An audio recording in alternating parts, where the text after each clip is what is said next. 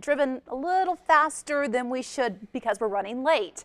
But there are some drivers out there who do it in school zones, putting your children at risk. ABC 13's Emily Swecker investigates the most ticketed school zones in Lynchburg, Danville, and Roanoke. She asked police what they're doing to reduce those numbers before someone gets hurt. So as you can see, cars coming towards us are going 40 miles per hour may not seem fast, but in a school zone, that speed can be more dangerous than you think. Here on Timberlake Road near Heritage High School, the school zone speed limit is 25 miles per hour. So I brought out our radar gun to see why police say this is the most dangerous school zone in the city. 38, 40, 46. Almost everyone is speeding. I set my stopwatch to 5 minutes. In that time, my radar gun detected more than 24 cars speeding by while these school zone lights were still flashing. Police records I requested showed Heritage High School at Timberlake Road in Lynchburg had the highest number of speeding tickets issued last year with a whopping 122 tickets. That's 113 more than the next top ticketed school zone. What comes to mind when I tell you that there were 122 speeding tickets issued in this school zone just last year? I wouldn't doubt it. I wouldn't doubt it at all. Jerry Etheridge has worked at the Exxon on Timberlake Road for more than 20 years. He says the problem is getting worse as the city grows.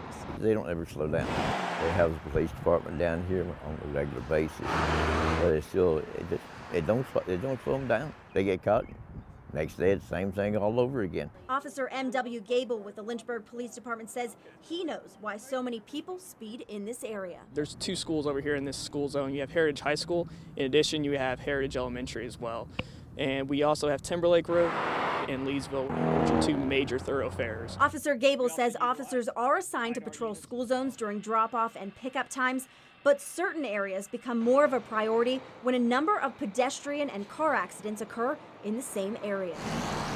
Speeders are also causing Roanoke police officers to step up patrols in certain school zones. I worked a call about a year ago with a girl that was crossing the street that got hit by a car. The Roanoke Police Department groups all traffic infractions together, such as speeding and disobeying a crossing guard, so they couldn't tell me which school zone is the most ticketed for speeders, but Officer W.D. Wood says there are 2 school zones that are more dangerous than others. Lincoln Terrace Elementary School is located here on Liberty Road. The speed limit when these school zone lights are flashing is just 15 miles per hour, but Officer Wood says these drivers coming around this tight curve often don't slow down until it's too late.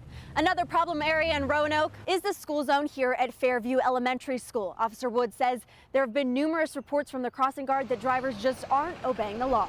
Officer Wood says if you feel a certain school zone is unsafe, make sure you call the police department and report it. He says they'll make an effort to increase patrol 30 in that area. In Danville, the number of speeding tickets issued in school zones was significantly lower compared to Lynchburg. The number 1 most ticketed zone in 2017 was at Carlisle School on Piney Forest Road. In 12 months, only 3 tickets were issued, but that doesn't necessarily mean it was due to a lack of speeders.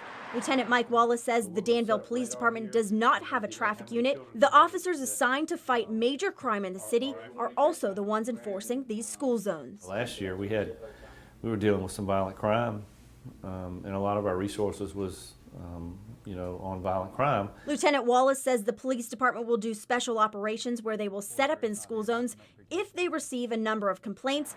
Because they don't have a traffic unit, they will request assistance from the school resource officers to run radar in the school zones. Reporting in Danville, Emily Swecker, ABC 13 News. Gotta slow down. Speeding, yeah, we're both parents. Speeding in school zones can result in injuries and accidents, but also a hefty fine. Police say it costs $7 per every mile over a driver has got caught speeding, going over the speed limit in a school zone. Plus, add on top of that the court costs.